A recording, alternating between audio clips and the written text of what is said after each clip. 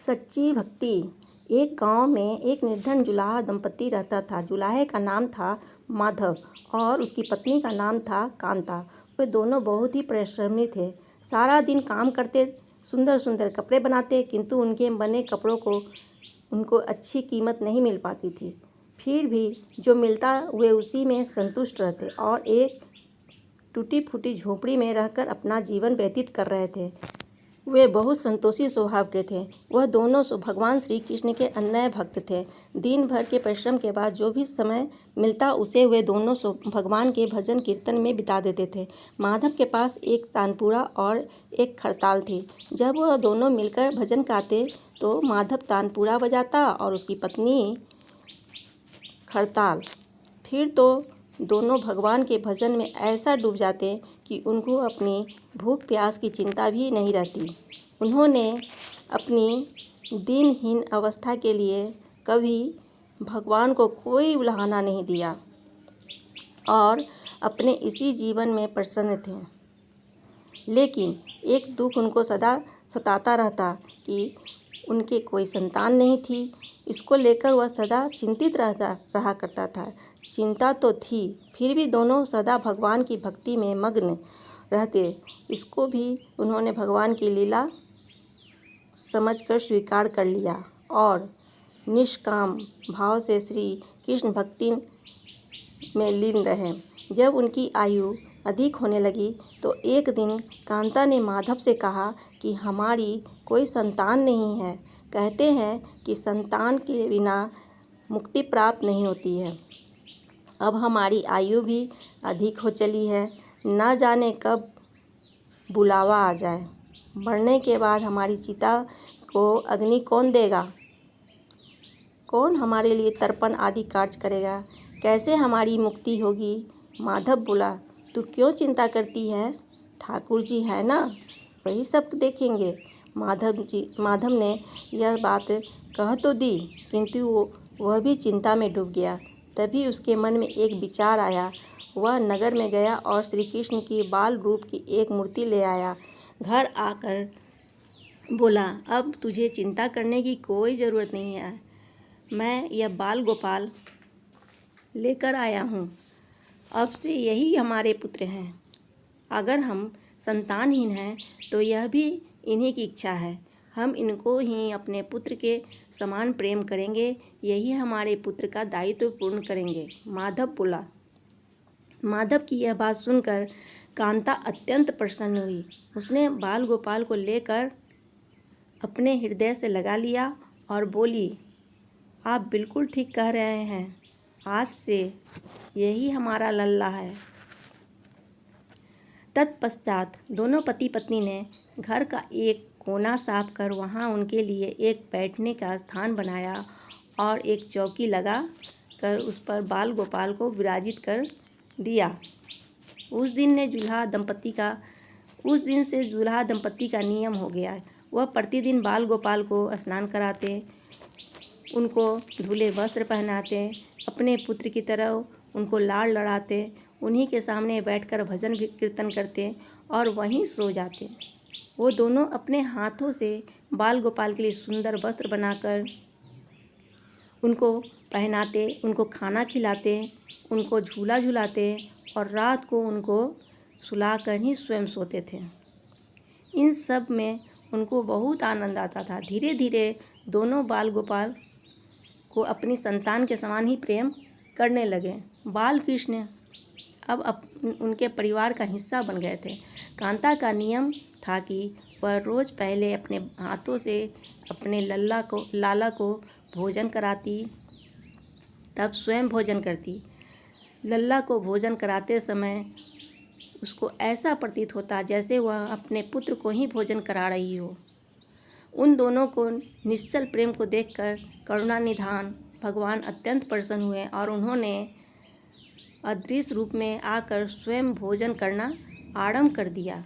कांता जब प्रेम पूर्वक बाल गोपाल को भोजन कराती तो भगवान को प्रतीत होता कि मानो वह अपनी माँ के हाथों से भोजन कर रहे हो। उनको कांता के हाथ से प्रेम पूर्वक मिलने वाले हर कौर में माँ का प्रेम प्राप्त होता था।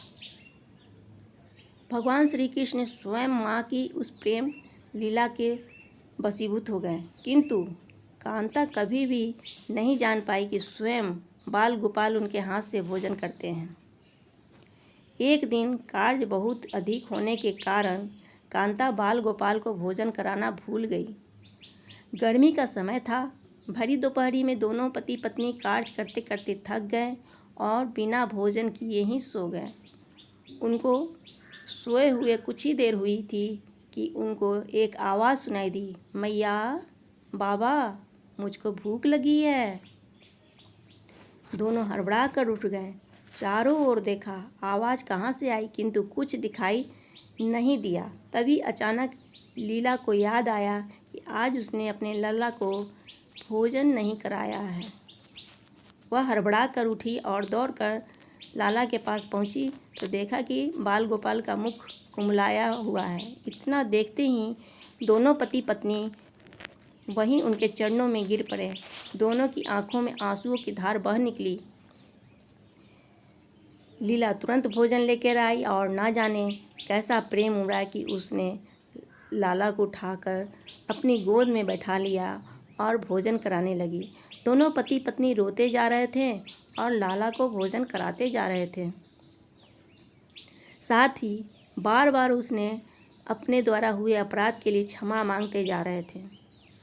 ऐसा प्रगाढ़ प्रेम देखकर भगवान अत्यंत द्रवित हुए और अंतर्यामी भगवान श्री हरि साक्षात रूप में प्रकट हो गए। भगवान ने अपने हाथों से अपने रोते हुए माता पिता के आंखों के आंसू पोंछे और बोले, प्रिय भक्त, मैं तुम्हारी भक्ति और प्रेम से अत्यंत प्रसन्न हूँ।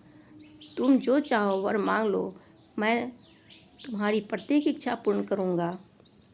इतना सुनते ही दोनों भगवान के चरणों में गिर पड़े और बोले, दया निधान, आप हमसे प्रसन्न हैं और स्वयं हमारे सम्मुख उपस्थित हैं। इसी से हमारा जीवन धन्य हो गया। इससे अधिक हमें और क्या चाहिए? इससे अधिक किसी भी वस्तु का भला क्या महत्व हो सकता है? आपकी कृपा हम पर बनी रहे, बस इतनी कृपा करना। श्री हरि बोले, यदि तुम चाहो तो मैं तुम्हारे जीवन में संतान के अभाव को समाप्त कर तुम्हें एक सुंदर संतान प्रदान करूं। यह सुनते ही माधव और कांता एकदम व्याकुल होकर बोले, नहीं भगवान, नहीं भगवान, हमको संतान नहीं चाहिए। उनका उत्तर सुनकर भगवान ने पूछा, किंतु क्यों? अपने जीवन में संतान की कमी को पूर्ण करने के लिए ही तो तुम मुझे को अपने घर लेकर आए थे। यह सुनकर वो बोले, दोनों बोले, प्रभु, हमको भय है कि यदि हमको संतान प्राप्त हो गई तो हमारा मोह उस संतान के प्रति बढ़ जाएगा और हम अब की तरह आपकी सेवा नहीं कर पाएंगे। उनका प्रेम और भक्ति से भरा उत्तर सुनकर करुणा निधान भगवान करुणा से भर उठे। उनके विचार सुनकर स्वयं भगवान के आंखों में आंसू टपक पड़े और वह बोले, हे मैया, हे बाबा, मैं यहाँ आया तो था आपके ऋण को उतारने के लिए, किंतु आपने तो मुझको सदा सदा के लिए अपना ऋणी बना दिया है। मैं आपके प्रेम का यह ऋण कभी नहीं उतार पाऊँगा। मैं सदा सदा तुम दोनों का ऋणी रहूँगा। मैं तुम्हारे प्रेम से अत्यंत प्रसन्न हूँ। तुमने अपने निर्मल प्रेम से मुझको भी अपने बंधन में बांध लिया है। मैं तुम्हें वचन देता हूँ कि आज से मैं तुम्हारे पुत्र के रूप में तुम्हारे समस्त कार्य पूर्ण करूँगा। तुम्हें कभी संतान का अभाव नहीं होने दूँगा। तुम ये तो जानते ही हो कि मेरा वचन कभी असत्य नहीं होता है। ऐसा कहकर भक्तवत्सल भगवान बाल गोपाल की प्रतिमा में विलीन हो गए। उस दिन से माधव और कांता का जीवन बिल्कुल ही बदल गया। उन्होंने सारा काम धंधा छोड़ दिया और सारा दिन बाल गोपाल के भजन कीर्तन और उनकी सेवा में व्यतीत करने लगे। भजन करते हुए उनको न भूख लगती थी न प्यास लगती थी। उन्होंने सभी प्रकार की इच्छाओं का पूर्ण रूप से त्याग कर दिया। अब माधव कभी कोई कार्य करता तो केवल अपने बाल गोपाल के लिए सुंदर सुंदर वस्त्र बनाने का। उनके सामने जब भी कोई परेशानी आती, बाल गोपाल ही एक बालक के रूप में उपस्थित हो जाते और उनके समस्त कार्य पूर्ण कर देते। वह दंपति बालक गांव भर में चर्चा का विषय बन गया, किंतु गांव के कोई भी यह नहीं जान पाया यह बालक कौन है, कहाँ से आता है और कहाँ चला जाता है। धीरे धीरे समय बीतने लगा। अब जुलाहे दंपति बूढ़े हो चले थे, किंतु भगवान की कृपा उन पर बनी रही। अब दोनों की आयु पूर्ण होने का समय आ चला था। भगवत प्रेरणा से उनको यह ज्ञात हो गया कि अब उनका समय पूरा होने वाला है। इसी के चलते एक दिन दोनों ने भगवान को पुकारा, ठाकुर जी तुरंत प्रकट हो गए और उनसे उनकी इच्छा जाननी चाहिए। दोनों भक्त दंपति भगवान के चरणों में प्रणाम करके बोले, हे प्रभु, हमने अपने पूरे जीवन में आपसे कभी कुछ नहीं मांगा, किंतु अब जीवन का अंतिम समय आ गया है, इसलिए आपसे कुछ मांगना चाहते हैं। भगवान बोले, निसंकोच होकर अपनी कोई भी इच्छा कहो, मैं वचन देता हूँ कि तुम्हारी प्रत्येक इच्छा को पूर्ण करूँगा। तब बाल गोपाल के अगाध प्रेम में डूबे उस वृद्ध दंपति बोले, हे नाथ, हमने अपने पुत्र के रूप में आपको देखा है, आपने भी पुत्र के समान ही हमारी सेवा की है। अब वह समय आ गया है जिसके लिए कोई भी माता पिता पुत्र की कामना करते हैं। हे दीनबंधु, हमारी इच्छा है कि हम दोनों पति पत्नी के प्राण एक साथ निकले।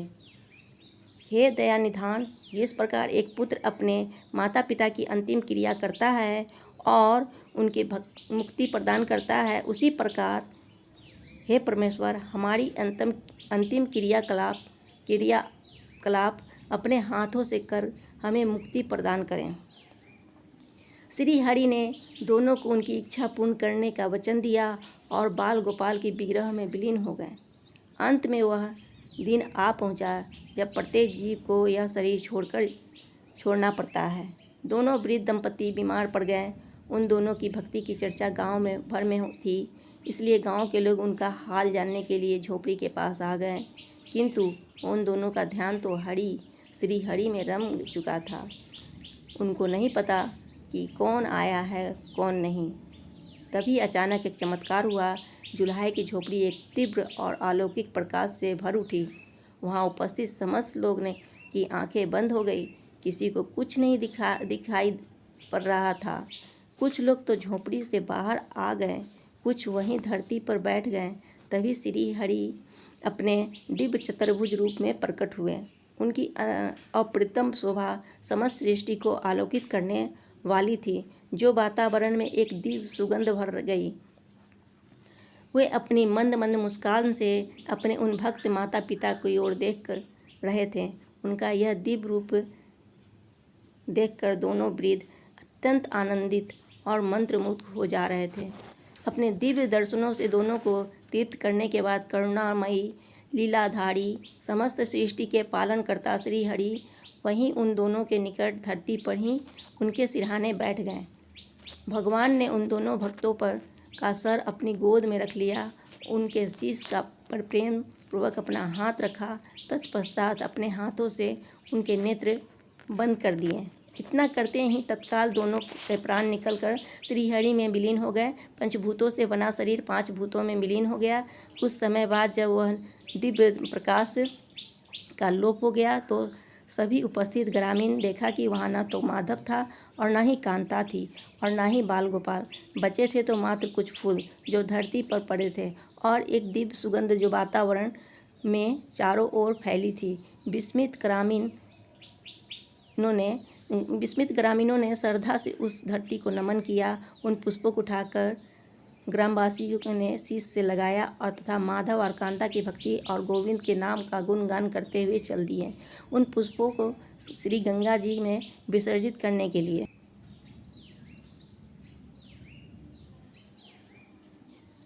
सच्चा भक्त वह है जो एक क्षण के लिए भी भक्ति से विमुख नहीं होता, अर्थात जिसका चित्त ईश्वर में अखंड बना रहता है, वही सच्चा भक्त कहलाता है। सरल शब्दों में कहें तो भक्ति के अंतिम चरण का अनुभव करने वाले को ही भक्त कहते हैं। दोस्तों अगर वीडियो पसंद आया हो तो प्लीज़ लाइक शेयर सब्सक्राइब और कमेंट करना न भूलें। Thanks for watching.